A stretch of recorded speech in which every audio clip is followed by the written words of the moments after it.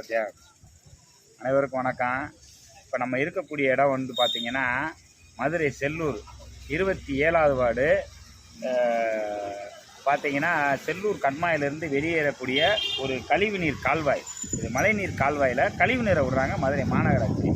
இப்போ இந்த பகுதி மக்கள் வந்து என்ன செய்கிறாங்கன்னா, இந்த கால்வாய்க்குள்ளே கொண்டு வந்து குப்பையில் கொட்டிடுறது. மதுரை மாநகராட்சி என்ன செய்யுது, காலையில் வீட்டுக்கு வந்து வண்டியை வந்து குப்பை அள்ளுறதுக்கு வண்டி அனுப்புது.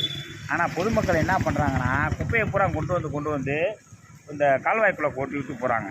இப்போ நம்ம பல தடவை புகார் கொடுத்தோம், இந்த கால்வாயை வந்து சுத்தமாக வச்சுக்கிறணும். சுத்தமாக வச்சுக்கிட்டோம்னா தான் மழை காலங்களில் இந்த மழை நீர் வெளியேறக்கூடிய ஒரு கால்வாய். இப்போ அடுத்து வந்து மழைக்காலம் வரப்போகுது.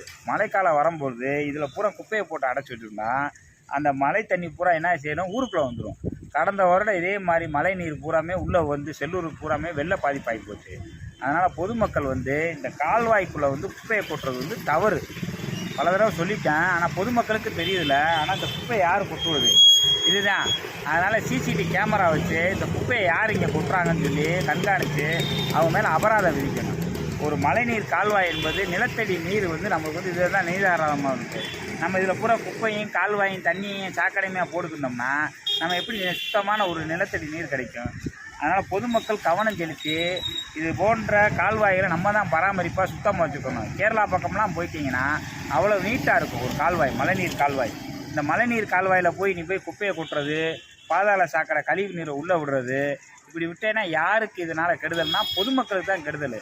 பொதுமக்களுக்கு கொஞ்சம் கூட ஒரு கால்வாயை எப்படி வச்சுக்கணும், நிலத்தடி நீரை எப்படி பாதுகாக்கணும், மழை நீரை எப்படி பாதுகாக்கணும், பொதுமக்களுக்கு எந்தவித ஒரு இதுவும் இல்லை, அறிவும் இல்லை.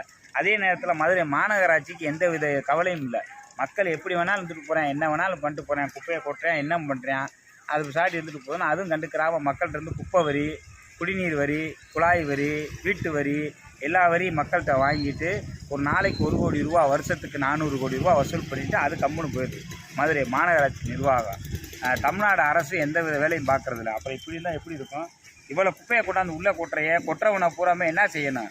உள்ளே கொட்டுறையில் ஏன் கொட்டுற, என்ன பிடிச்சவனுக்கும் அபராதம் போட்டாவில் குப்பையை உள்ளே கொட்டாமல் இருக்கான். யார் இந்த குப்பையை பூரா உள்ளே வந்து கொட்டுறது? அதனால் உடனடியாக பொதுமக்களுக்கு விழிப்புணர்வு வழங்கணும். இப்படி குப்பையை கொட்டுறவனுக்கு அபராதம் போடணும். இதுதான் நம்ம கேட்டுக்கொள்வது. நன்றி, வணக்கம்.